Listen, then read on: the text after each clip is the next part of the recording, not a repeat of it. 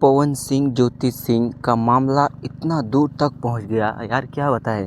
इसमें अक्षरा सिंह जी को भी ट्रोल किया जा रहा है। ठीक है, बात ऐसा है कि ये जो पवन सिंह जो है ना, ये तो ज्योति सिंह को भी टारगेट करता है, अक्षरा सिंह को भी टारगेट किया। ठीक है, अक्षरा सिंह को, पापा को तक भी टारगेट किया इस पवन सिंह ने। तो चले विस्तार रूप से वीडियो को समझते हैं। ठीक है, अगर चैनल पे पहली बार है तो चैनल को सब्सक्राइब करना, ना है तो बहुत बुरा होगा। वो कुछ नहीं, पैर पकड़ लेंगे, लेकिन सब्सक्राइब कर देना। हाँ, तो चलिए वीडियो को स्टार्ट करते हैं। ठीक है, ये जो ज्योति सिंह जो है, पवन सिंह जी का पत्नी ज्योति सिंह, इसने मतलब अक्षरा सिंह पर ये आरोप लगाया है कि अक्षरा सिंह, जब मेरा शादी हुआ तब अक्षरा सिंह पवन सिंह के साथ मतलब वो रूम में लव चल रहा था। ठीक है ना, समझ गए होंगे आप लोग। अरे यार हंसो मत। ठीक है, तो ये चल रहा था। तो ज्योति सिंह ने उस इंटरव्यू के दौरान ये बताया कि पवन सिंह जी और अक्षरा सिंह जी, तो अक्षरा सिंह जी का 3 महीना प्रेग्नेंट था। ठीक है, अक्षरा सिंह जो है 3 महीना का प्रेग्नेंट था।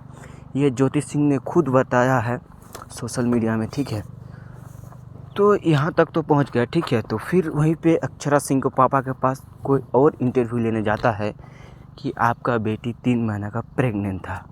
तो जब ये इंटरव्यू पूछा अक्षरा सिंह को पिताजी को, तो अक्षरा सिंह को पिताजी क्या करना चाहिए था? चप्पल उठा के उस इंटरव्यू को मारना था। ठीक है, जो इंटरव्यू ले रहा था उस बंदे को।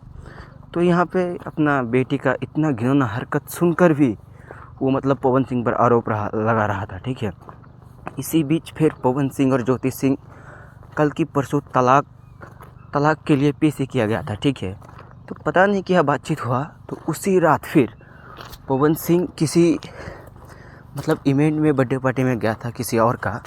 तो उसी बीच ये बताया कि अक्षरा सिंह का पिताजी मोचा दाढ़ी ऐसे रखता है जैसे पवन सिंह की साडू है। ठीक है, तो मतलब यहाँ तक बात हुआ। ठीक है, फिर उसी बीच अक्षरा सिंह से कोई इंटरव्यू किया तो बोल रहा है अक्षरा सिंह, बाप से पहले बेटी से बात करना सीखो। ठीक है, तो शाहरुख खान का डायलॉग यहाँ पर मार दिया तो बहुत ही बवाल होने वाला है। तो चलिए वीडियो को ख़त्म करते हैं।